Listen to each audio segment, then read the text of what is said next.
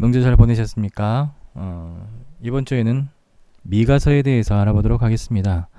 미가 선지자가 활동할 시기에는 사회적인 불의가 만연하였습니다. 거짓 선지자들은 부귀를 위해서 설교를 했고 왕들 또한 잔혹했고 폭력과 부패를 일삼았습니다. 제사장들은 탐욕을 위해서 봉사를 했고 땅의 지주들은 가난한 사람들과 과부들을 착취하였습니다. 재판관들은 뇌물에 눈이 멀었고 상인들은 저울과 추를 속이면서 장사를 했습니다. 이 총체적 난국이죠. 총체적으로 부패해서 정의라고는 찾아볼 수가 없는 그런 시대였습니다. 그래서 하나님의 심판은 불가피했죠. 미가가 메시지를 전달했을 때의 시대적 상황이 이러한 상황이었습니다. 미가의 뜻은 여호와와 같은 자가 누구냐라는 뜻을 가지고 있습니다. 주께서 이스라엘을 향한 심판과 구원의 계획을 드러내신 후에 미가는 7장 18절에서 주와 같은 신이 어디 있으리까 라고 감탄을 하게 됩니다. 저자는 당연히 미가가 되겠죠. 미가서 1장 1절에 보면은 미가라고 밝혀지고 있는데요. 그의 부모는 밝혀지고 있지 않습니다. 그는 예루살렘에서 남서쪽으로 40km 떨어진 유다와 블레셋의 경계이며 가드라는 곳의 근처에 있는 모레셋이라는 곳의 사람이었습니다. 그는 시골 출신이었고 가족과 직업에 대해서 알려진 바가 없습니다.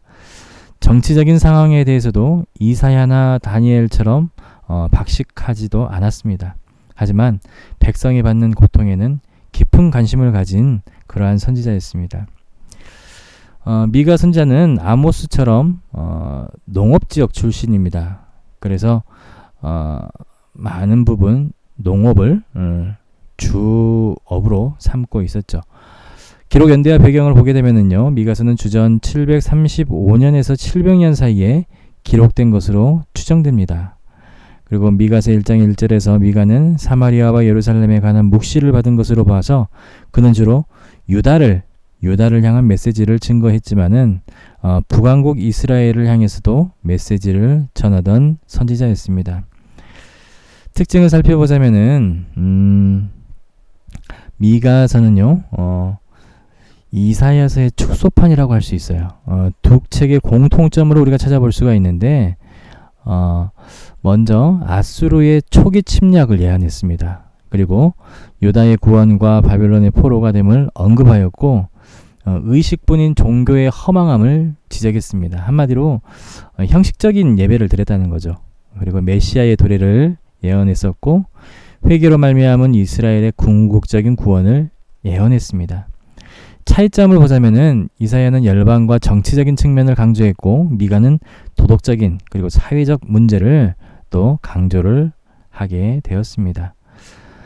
미가서는 다른 예언서들과는 달리 비교해 볼 때에 말씀을 선포하는 것보다는 미래에 일어날 일을 미리 말하는 예견하는 그러한 예언서라고 할 수 있습니다. 그래서 상대적으로 예언에 대한 비율이 높다고 할 수가 있습니다.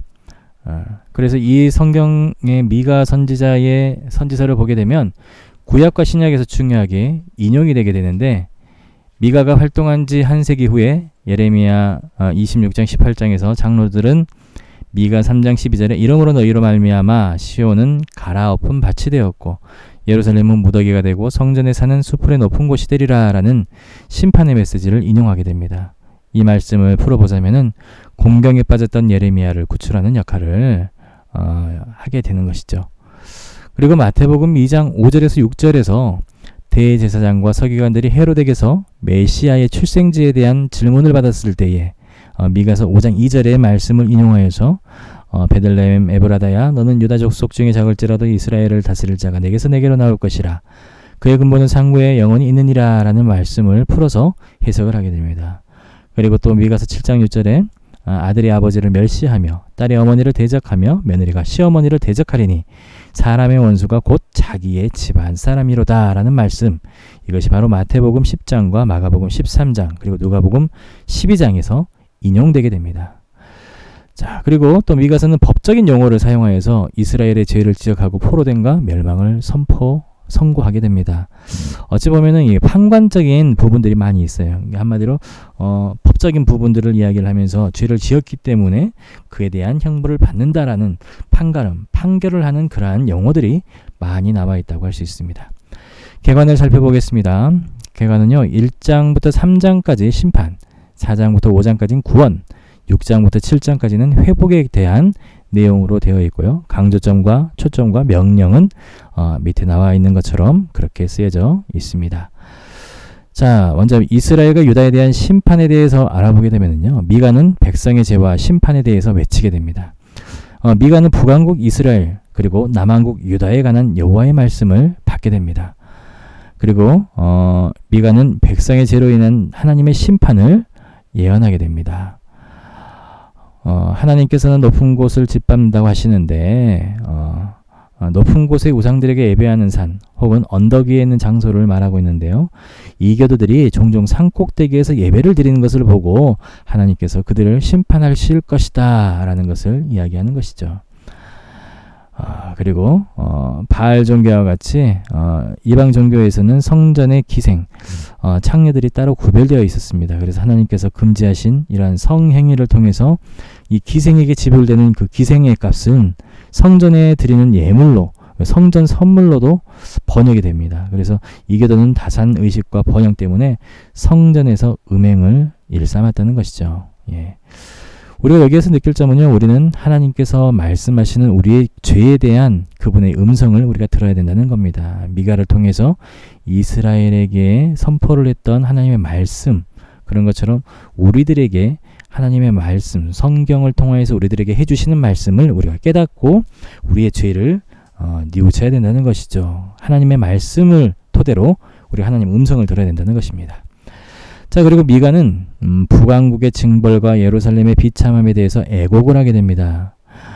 미가서 1장 8절에서 16절 말씀 보게 되면은요, 이러한 내용이 나와 있는데, 한 예로 8절에서 9절, 이러므로 내가 애통하며 애곡하고 벌거벗은 몸으로 행하며 들깨같이 애곡하고 타주같이 애통하리니 이는 그 상처는 고칠 수 없고 그것이 유다까지도 이루고 내 백성의 성문 곧 예루살렘에도 미쳤음이라 라는 말씀을 통하여서 예루살렘의 비참함에 대해서 애곡하게 됩니다. 예.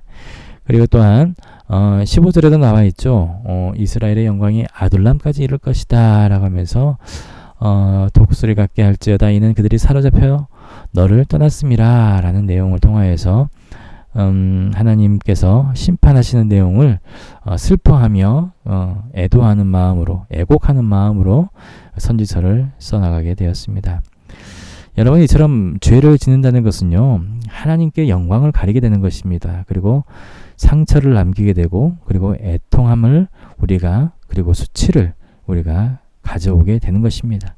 죄를 지어야 되겠습니까? 안 지어야 되겠습니까? 예, 우리 학생들에게 이 죄에 대한 결과에 대해서 잘 알려주셨으면 좋겠습니다. 처음에는 이것이 잘 태가 나지 않지만 언젠가는, 마지막에는 그 죄가 우리들에게 슬퍼하게 하고 수치를 가져다 준다는 것을 좀 상기시켰으면 좋겠습니다. 자, 미가는 또한 하나님께서 탐욕스러운 자들을 심판하실 것이라고 예언을 하게 됩니다. 미가서 2장 1절에서 4절 말씀을 보면은 이렇게 나와 있는데요. 탐심이라는 것, 욕심이라는 것, 이 주체를 하지 못하면은 자기 것뿐만이 아니라 다른 사람의 것까지도 착취하는, 빼앗아 버리는 그러한 결과를 초래하게 되고, 이러한 죄는 영원히 상실하고 그리고 멸망할 수밖에 없는 그러한 결과를 가져올 수밖에 없다라고 알려주셨으면 좋겠습니다. 또한 미가는 하나님께서 타락한 선지자들을 심판하실 것이라고 예언을 합니다. 미가서 2장 7절의 말씀 보면은 야곱의 족속아 어찌 이르기를 여호와의 영이 성급하시다 하겠느냐, 그의 행위가 이러하시다 하겠느냐, 나의 말이 정직하게 행하는 자에게 유익하지 아니하냐라는 말씀을 하시면서 타락한 그 시대에 타락했던 선지자들을 심판하실 것이라고 이야기를 합니다. 하나님의 기준을 보게 되면은 그분의 성품과 일치하게 되고, 또 항상 옳고 악한 자를 징계하시고 또 의로운 자에게 유익을 주시는 분이 바로 하나님이시라는 것을 우리가 깨달아야 될 것입니다. 또 미가는 하나님께서 남은 자들을 구원하실 것이라고 예언을 합니다. 어디에 남아 있어요? 끌려가지 아니하고, 바벨론 포로로 끌려가지 아니하고, 여기에 남아서 이스라엘에서 남아서 그때를 기다리는 사람들, 남은 자들을 구원하실 것이라고 이야기를 하죠. 미가서 2장 12절의 내용을 보시게 되면 이렇게 예언을 하고 있습니다. 여러분 또한 이제 그 미가를 보게 되면 지도자들의 죄와 심판에 대해서도 이야기를 합니다. 선지자뿐만이 아니라 제사장들뿐만이 아니라 지도자들에게도 죄와 심판이 따를 것이다. 우리가 처음에 서두에 이야기했던 대로 이 미가 시대의 시대적 상황은 모든 것들이 다 부패했던 그런 상황이었습니다. 그래서 이러한 부분에서 이제 지도자에 대해서도 이제 심판에 대해서 외치고 있는 것이죠. 자, 지도자라는 것이 정의를 아는 것과 정의를 행해야 되는 본분을 잃는다는 것, 잊어버리고 망각한다는 것은 곧 타락한 것이고, 그들의 불의는 그를 따르는 사람들에게 고통을 줄 수밖에 없다라는 교훈을 얻게 되는 것이죠. 자, 그렇다면 미래에 대한 구원을 이제 알아보도록 하겠습니다. 미가는 다가올 하나님의 나라에 대해서 예언을 하게 됩니다. 미가서 4장 1절에서 2절 말씀 보게 되면은 끝날에 이르는 여호와의 전에 산이 산들의 꼭대기에 굳게 서며 작은 산들 위에 뛰어나고 민족들이 그리로 몰려갈 것이다 라고 하고요. 그리고 이는 율법이 시온에서부터 나올 것이요 여호와의 말씀이 예루살렘에부터 나올 것임이라. 우리가 찬양을 부르면서 오라 우리가 라는 찬양 있죠. 그 찬양이 여기에서 나온 거예요. 오라 우리가 여호와의 전에 올라 하나님의 전에 이르자 라고 찬양하는 것, 바로 이 미가서의 미가 선지자가 찬양을 이야기를 했던 것을 곡으로 바꿨던 것입니다. 하나님의 백성은요, 그분의 교훈을 배우고 그분의 길로 행하며 그분을 의지할 때에 영적으로 견고해지고 안정과 평화를 누릴 수가 있는 것입니다. 하나님 떠나서는 우리가 그 어떤 것도 안정된 그리고 평화로운 것을 누릴 수가 없다는 것을 교훈하고 있는 것이죠. 또 미가는 열방으로 인한 유다의 고통을 예언을 하게 됩니다. 열방으로부터 괴롭힘을 당하게 되는 것이죠. 포로로 잡혀갈 것이고, 그리고 바벨론에서 구원을 받을 것이고, 열방이 이스라엘을 대적하여 싸워서 예루살렘을 더럽힐 것이고, 열방이 예루살렘을 무너뜨리듯이 하나님께서 열방을 무너뜨릴 계획을 세우시고, 그리고 이스라엘을 사용하여서 열방을 물리칠 것이라는 것, 또 굉장히 우리들에게, 이게 그 이스라엘 백성들에게 위로를 가져다주는 그러한 말씀이었습니다. 예. 자, 또한 미가는요, 하나님의 나라를 세우실 왕의 출생과 사역에 대해서 언급을 합니다. 이 부분이 바로 신약 시대 예수님에 대한 예언이 되는 것이죠. 그래서 베들레헴 에브라다야, 너는 유다 족속 중에 작을지라도 이스라엘을 다스릴 자가 내게로 나올 것이라 라고 하면서 예수님에 대한 예언을 언급하고 있는 것입니다. 그가 여호와의 능력과 그의 하나님 여호와의 이름의 위엄을 의지하고 서서 목축하니 그들이 저주할 것이라 거주할 것이라. 이제 그가 창대하여 땅 끝까지 미치리라. 이 사람은 평강이 될 것이라. 예수님에 대해서 예언을 한 것이죠. 참된 목자는요, 그의 양들을 돌보고 안전하게 보호하며 평강으로 인도한다는 것. 그 누구라고요? 바로 예수님이시라는 것입니다. 자, 그 다음 장은요, 하나님의 소송과 회복입니다.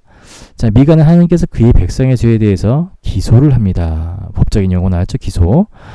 그들에게 요구하시는 것을 외치게 되는데요. 미가서 6장 6절에서 8절 말씀 보면은 그 내용이 나와 있습니다. 그래서 우리가 이 내용에서 보면은 하나님께서 우리에게 요구하시는 것은 종교적인 의식이 아니라 진정성이 담긴 삶입니다. 라는 것을 알려주고 있습니다. 그래서 요한복음 4장 24절에 보면은 하나님은 영이시니 예배하는 자가 영과 진리로 예배할 것이니라. 영과 진리로 라는 말은 한마디로 우리가 몸과 마음과 영혼을 다 담아서 예배를 드려야 된다는 것을 진정성 있게 예배를 드려야 된다는 것을 이야기하고 있습니다. 자, 여러분 알고 계시는지 모르겠어요. 정의를 행한다는 것, 그것은 바로 하나님께서 말씀을 통해서 인간에게 계시하시는 옳은 일로 다른 사람과의 관계에 초점이 있습니다. 그리고 인자를 사랑한다는 건 헤세드, 언약의 사랑, 충성된 사랑으로 하나님과의 관계, 그리고 다른 사람과의 관계에서 초점이 있고요. 겸손히 행한다는 것, 낮은 마음을 품고 하나님과 교제하는 하나님과의 관계에 초점이 맞춰져 있다라는 것입니다. 하나님께서 요구하시는 삶, 이것은 옳은 일을 행하는 것이고, 하나님께서 보여주신 신실하신 사랑을 실천하는 것이고, 겸손하게 하나님과 동행하는 것, 이것이 따로 떨어져 있는 것이 아니라 모든 것들이 다 하나라는 거예요. 연관성이 있다는 것이죠. 예. 그렇습니다. 정의라는 것이 옳은 일은 하나님의 신실한 언약의 사랑으로부터 나와야 되고, 하나님의 신실하신 사랑을 실천하는 일은 하나님과 겸손하게 교제하고 동행할 때에 균형을 이룰 수 있다라는 것을 알려주고 있습니다.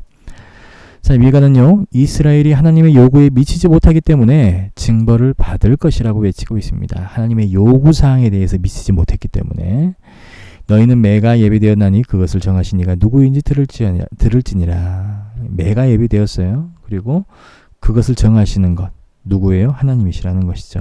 예, 그렇습니다. 불의하고 무관심하고 교만한 사람들은 무서운 매를 피할 수가 없는 것이죠. 자, 그리고 미가는 이스라엘 부패에 대해서 애곡을 합니다. 이스라엘의 부패, 총체적 난국에 대해서 애곡을 합니다. 경건한 자가 세상에서 끊어졌고 정직한 자가 사람들 가운데 없도다라고 이야기를 합니다.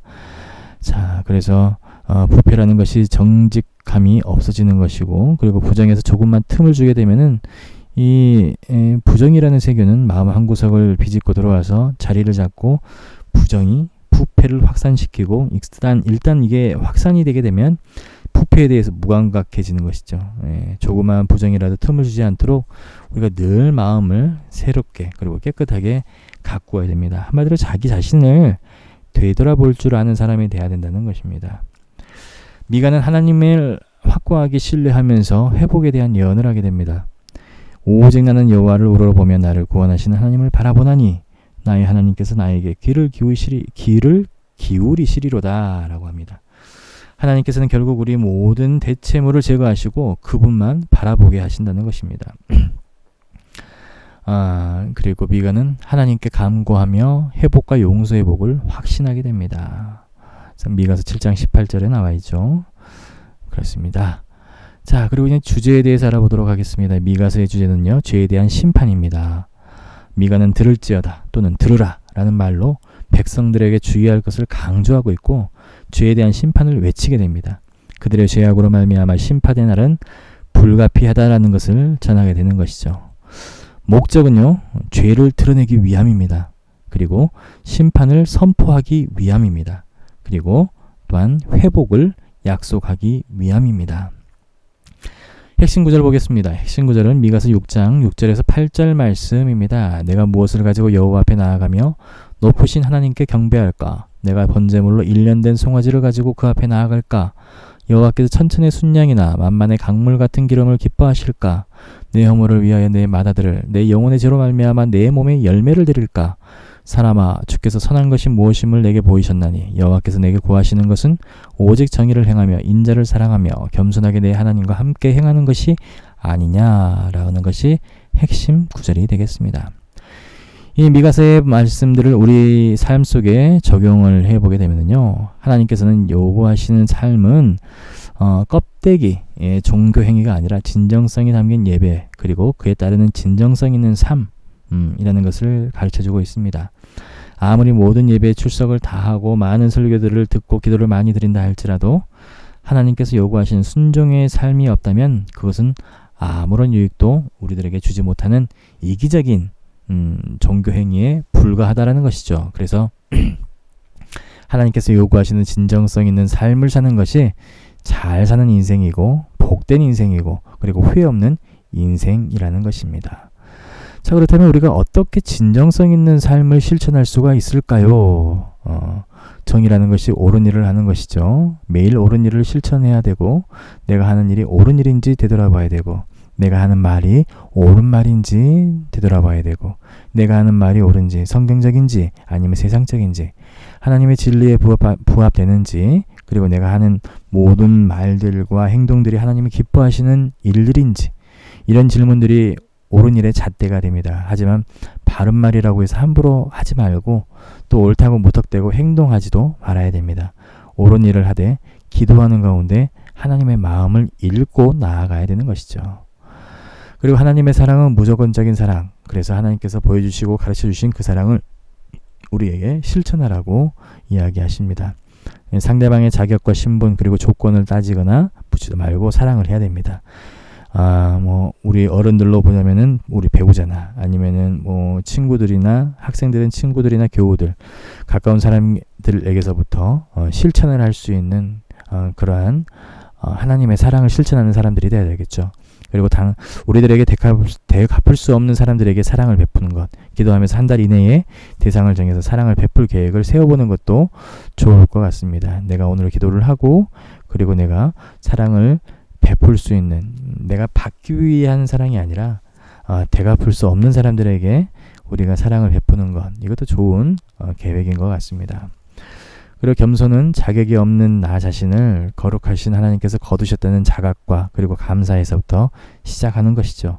그래서 자만과 경솔함과 위선 그리고 자기 의를 버리고 모든 것들을 다 내어버리고 이제 깨진 마음으로 주님께 나아가고 사람들의 마음에 들려고 하는 헛된 노력을 버리고 하나님 안에서만이 우리가 참된 쉼을 누려야 된다는 것. 그리고 변명하지 말고 남의 기준에 맞추려고 애쓰지 말고 완벽하게 보이려고 몸부림치는 것에서 벗어나서 있는 그대로 진솔하게 우리가 살아가는 것. 학생들은 학생의 본분의 자리에서, 그리고 우리 어른들은, 우리 선생님들은 각자의 위치에서 하나님의 사랑을 우리가 베풀면서 그리고 그 자리에서 우리가 열심을 다하는 것이 바로 우리 크리스찬들의 삶이 아닐까라는 생각을 해봅니다. 그렇습니다. 이렇게 해서 미가서에 대해서 우리가 알아봤고요. 미가 선지자에 대한 내용을 충분히 숙지하신 후에 우리 학생들에게 함께 나눠주시고, 미가서 본문을 1장부터 이렇게 7장까지 짧으니까 한번 쭉 읽어보시고 우리 학생들과 이야기를 나누게 되면은 좀 더 편안하게 부담 없이 가르칠 수가 있을 것입니다. 너무 늦게 드려서 죄송하고요. 다음 주부터는 좀 더 빨리 할 수 있도록 제가 최선을 다하도록 하겠습니다. 그래요. 이제 사회적 거리두기가 이제 1.5단계로 하향되었습니다. 우리가 이제 21일부터는 정상적으로 이제 30%씩인데 정상적으로 이제 예배를 드려도 무방할 것 같아요. 우리 학생들의 숫자를 보게 되면. 우리 선생님들은 토요일이 되면 우리 학생들 관리를 해주시고 내일 교회에서 꼭 볼 수 있도록 또 이야기해 주시고, 코로나 이전에 많이 안 나오던 친구들 다시 한번 전화를 하시거나 아니면은 신방을 통해서 함께 나올 수 있도록 독려해 주시면 감사하겠습니다. 우리 21일에는 함께 많은 숫자가 나와서 예배를 드릴 수 있도록 하고요. 우리 마지막 주에는 한번 모이는 것도 좋을 것 같아요. 한번 계획 한번 세워보도록 하겠습니다. 오늘 또 몸과 마음이 또 주일을 위해서 준비를 잘 하시고 내일 뵙도록 하겠습니다. 수고하셨습니다.